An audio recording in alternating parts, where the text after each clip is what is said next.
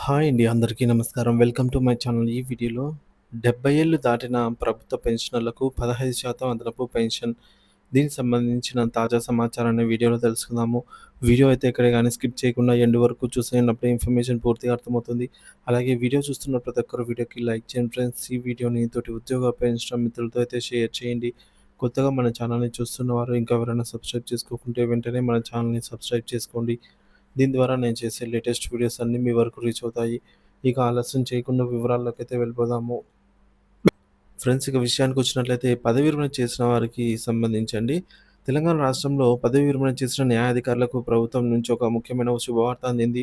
70 సంవత్సరాలు దాటిన రిటైర్డ్ న్యాయాధికారులకు వారి బేసిక్ పెన్షన్ పైన అదనంగా 15% పెన్షన్ చెల్లించాలని రాష్ట్ర సాధారణ పరిపాలనా శాఖ జనరల్ అడ్మినిస్ట్రేషన్ డిపార్ట్మెంట్ జీఏడీ ఉత్తర్వులు జారీ చేసింది. ఈ నిర్ణయం రిటైర్డ్ న్యాయాధికారుల దీర్ఘకాల డిమాండ్‌ను నెరవేరుస్తూ వారి వృద్ధాప్య జీవితానికి ఆర్థిక భద్రతను పెంపొందించనుంది. పూర్వపు ఉత్తర్వులు మరియు సవరణ అవసరం.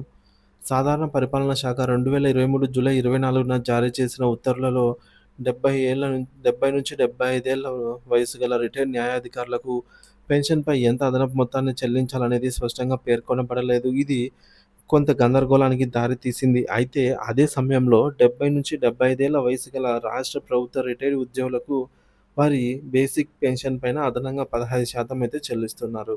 ఈ అసమానతలను తెలంగాణ రాష్ట్ర రిటైర్డ్ న్యాయాధికారుల సంఘం ప్రభుత్వం దృష్టికి తీసుకొచ్చింది.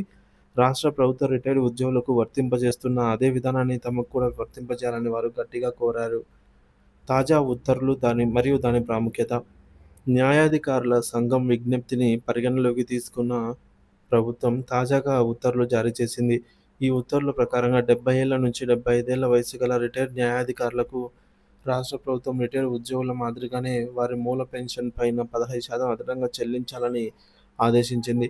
ఈ నిర్ణయం రిటైర్డ్ న్యాయాధికారుల దీర్ఘకాల డిమాండ్‌ను పరిష్కరించడమే కాకుండా న్యాయ వ్యవస్థకు వారు చేసిన సేవలకు తగిన గుర్తింపుగా నిలుస్తుంది. అదనపు పెన్షన్ ప్రయోజనాలు మరియు ప్రభావం. ముఖ్యంగా ఆర్థిక భద్రత గురించి చూసుకుంటే 70 ఏళ్లు దాటిన వారికి అదనంగా 15% పెన్షన్ లభించడం వల్ల వారి వృద్ధాప్య జీవితానికి అయితే గణనీయమైన ఆర్థిక భద్రత లభిస్తుంది. వైద్య ఖర్చులు, ఇతర అవసరాలు కూడా పెరుగుతున్న ఈ దశలో ఇది వారికి ఎంతో ఉపయోగకరంగా అయితే ఉంటుంది. సమానత్వం మరియు న్యాయం.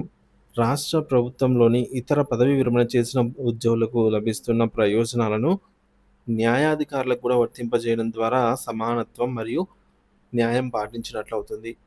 నైతిక స్థైర్యం. ఈ నిర్ణయం రిటైర్డ్ న్యాయాధికారుల నైతిక స్థైర్యాన్ని పెంపొందించుతుంది. సమాజానికి మరియు న్యాయ వ్యవస్థకు తాము చేసిన సేవలకు ప్రభుత్వం విలువ ఇస్తుందని వారు భావిస్తారు. ఇతర రాష్ట్రాలకు ఆదర్శం. తెలంగాణ ప్రభుత్వం తీసుకున్న ఈ నిర్ణయం ఇతర రాష్ట్రాలకు కూడా ఆదర్శంగా నిలిచే అవకాశం ఉంది. పదవీ విరమణ చేసిన న్యాయాధికారుల సంక్షేమానికి కూడా ఇలాంటి చర్యలు తీసుకోవడం ద్వారా వారి జీవితాలను మెరుగుపరచవచ్చు. తదుపరి దశలు. ఈ ఉత్తర్వుల అమలుకు సంబంధించి తదుపరి స్పష్టమైన మార్గదర్శకాలను ప్రభుత్వం విడుదల చేయాల్సి అయితే ఉంటుంది.